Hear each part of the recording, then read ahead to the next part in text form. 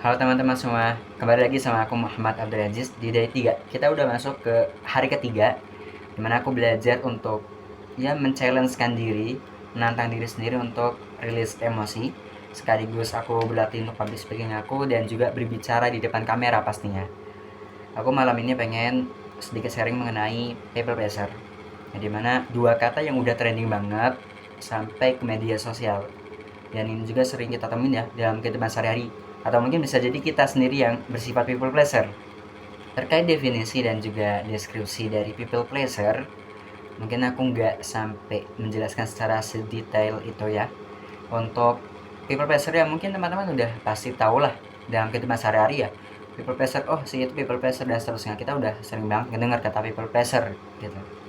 Jadi secara singkat, people pleaser itu adalah orang yang terlalu fokus menyenangkan orang lain tanpa adanya unsur untuk mencintai diri sendiri, sampai lupa, bukan tidak ada, tapi sampai lupa untuk menyenangkan diri sendiri dan sampai lupa untuk bertanya aku tuh sebenarnya maunya apa gitu. Sampai-sampai mengaitkan kemauan diri sendiri, value diri sendiri itu dengan standar orang lain dan juga kebahagiaan orang lain. Itu namanya people pleaser, atau secara singkat tidak bisa mengatakan tidak hanya untuk memuaskan orang lain. Bukan berarti di setiap kondisi kita harus selalu bilang tidak ya, tetapi ya harus ada unsur keseimbangan lah antara iya dan atau tidak. Jadi maksud dari people pleaser itu persentase berkata iya itu lebih banyak dibandingkan berkata tidak gitu. Jadi penting banget ya dalam kehidupan itu untuk adanya keseimbangan. Mungkin teman-teman juga sama mengalami ya yang namanya people pleaser, dan ini tidak dapat dipungkirin, semua orang itu pasti punya kok people pleaser, dan aku sendiri juga punya. Jadi teman-teman tidak perlu aku people pleaser, aku jauh dari kata self love dan seterusnya. Itu semua bisa diperbaiki dan itu juga sedang aku perbaiki di tahun 2026 ini, yang dimana itu menjadi target besar aku yang untuk menjadi seseorang yang tidak people pleaser, artinya bisa memanajemen antara kapan berkata tidak dan juga bisa kapan memanajemen antara berkata tidak dan juga berkata iya gitu. Dan dari tahun 2025 itu banyak banget aku menyenangin orang lain, kayak ngebantu ini itu, inisiatifnya tinggi, tapi yang aku rasain aku malah bukannya bahagia tapi kosong gitu. Jadi kayak kehilangan diri sendiri aja. Mungkin teman-teman juga ngerasain seperti itu ya gitu. Jadi di sini kita berbagi cerita dan saling memvalidasi bahwa ternyata people pleaser tuh ya ada dampak positif dan dampak negatif, nanti aku sebutin. Dan pastinya kenapa sih kita bisa jadi people pleaser di usia dewasa, remaja? Yang pertama, itu udah terbiasa kita bersikap baik dari kecil sampai sekarang, yang dimana kita tuh sering ngedengar kata orang lain, kamu tuh harus bersifat baik, bersikap baik dan seterusnya. Sampai-sampai kalau misalkan kita ngelakuin kejahatan, yang dimana kejahatan bukan kejahatan tapi lebih pentingnya itu lebih jelasnya, yaitu kita menghargai diri sendiri ketika kita tidak bisa membantu orang lain. Misalkan itu kan bukan kejahatan tapi self love, dan itu kadarnya ya kita nggak bisa mampu, ya nggak mampu untuk menolongnya. Misalkan kita sering menerima perkataan-perkataan itu sampai akhirnya ya terjudgment di pikiran kita, terkonfirmasi untuk ngelakuin hal-hal baik gitu. Terus yang kedua, kita tuh takut konflik, takut dibilang egois, takut dibilang orang jahat yang tadi itu dan seterusnya. Kemudian harga diri tergantung penilaian orang lain, yang udah aku sebutin. Kita meletakkan harga diri kita, standar kita itu berdasarkan value, standar dan juga harga diri orang lain.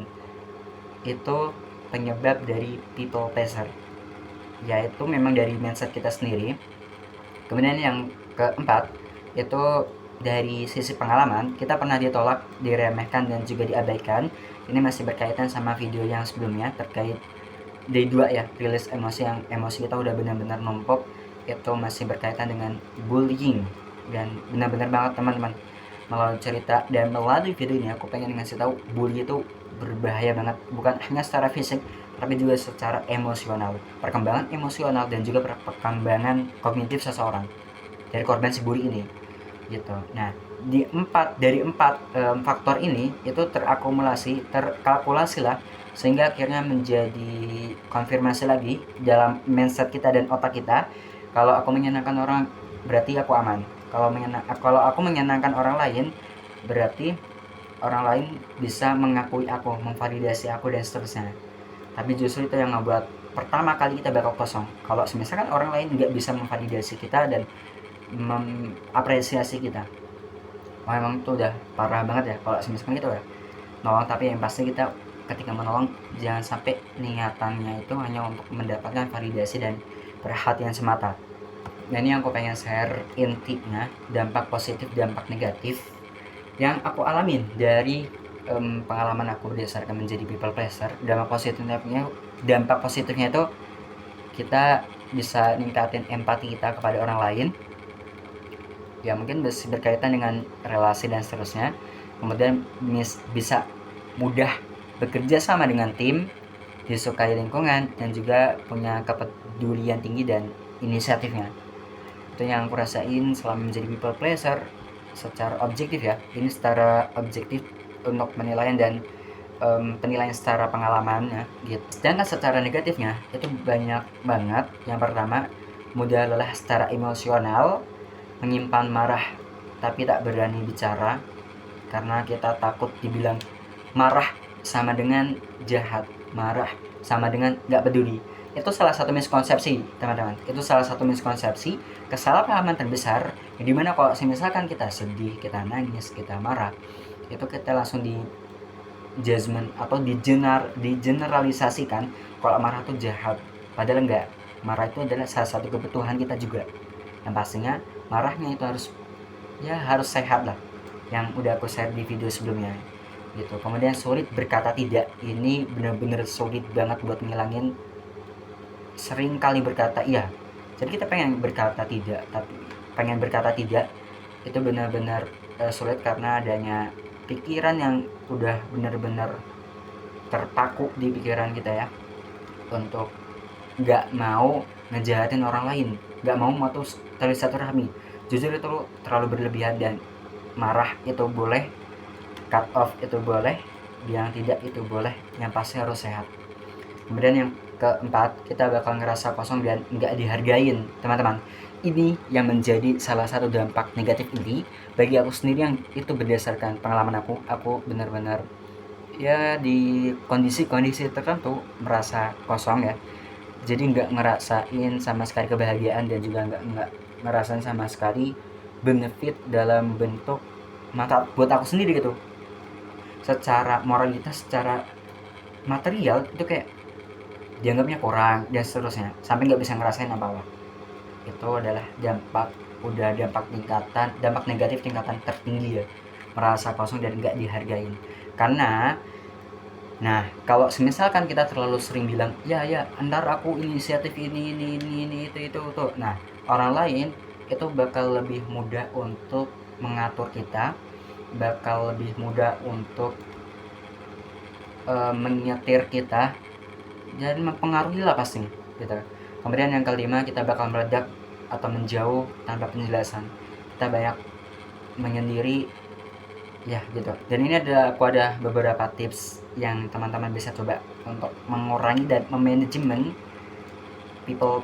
sifat people pleaser ini. Yang pertama itu kita harus sadari terlebih dahulu pastinya, menerima kalau kita itu people pleaser, dan coba praktikkan untuk berkata tidak. Dan pastinya sebelum itu kita harus pahami terlebih dahulu yang aku sampaikan tadi, marah bukan berarti jahat. Begitu juga menolak itu bukan berarti jahat, tapi ya itu salah satu bentuk self love kita. Berbicara mengenai self love, teman-teman, nah self love ini menurut aku sendiri itu terbagi dua mungkin ya, secara egois dan secara non egois. Kalau secara egois mah ya kita mencintai diri sendiri, tapi kalau ada orang lain yang membutuhkan kita benar-benar nggak peduli. Tapi kalau misalkan non egois, kita peka, cintai diri sendiri dan juga mencintai orang lain, seperti itu. Kemudian yang kedua, kita harus menunda respon. Jadi kalau orang ngechat nih, misalkan, cobalah berlatih untuk nggak sampai balas chat itu dengan cepat gitu. Kemudian yang ketiga, kita berlatih untuk mengucapkan ini kepada orang lain maaf aku belum bisa, maaf aku butuh waktu untuk diri sendiri hari ini, aku nggak bisa ngebantu orang dulu, aku nggak bisa ada waktu buat orang dulu karena hari ini aku udah jadwalin khusus untuk aku sendiri. Misalkan itu pembicaraan asertif to the point.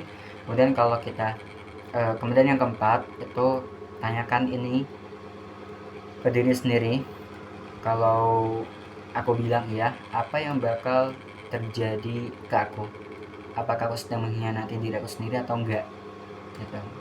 Kemudian yang kelima, ini kita perlu banget berani untuk tidak disukai, bersikap bodo amat gitu.